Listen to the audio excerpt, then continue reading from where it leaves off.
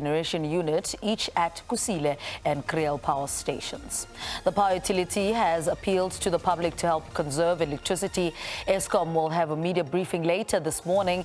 Yesterday, the Congress of the People said the implementation of rolling blackouts required the immediate resignation of Eskom CEO Andre Director and the entire board.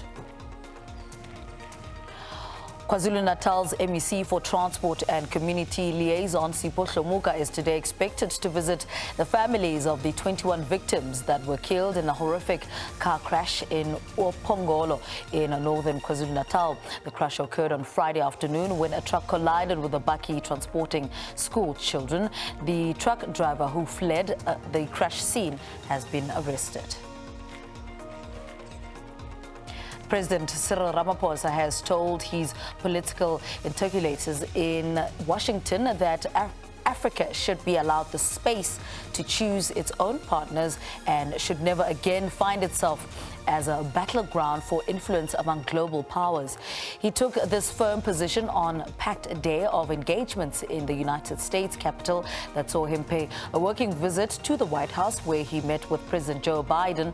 Ramaphosa and Biden held extensive discussions covering a broad range of topics, from increasing business investment to financing for a just transition away from fossil fuel dependence to geostrategic concerns. The 38th edition of the Reed Dance saw thousands of maidens descending to eNyokeni Palace in KwaNongoma in Northern KwaZulu Natal. This year's event took place after a 2-year break due to the COVID outbreak. Addressing thousands of maidens and guests, AmaZulu King Misizulu Kazwelithini appealed for peace and unity in the royal family.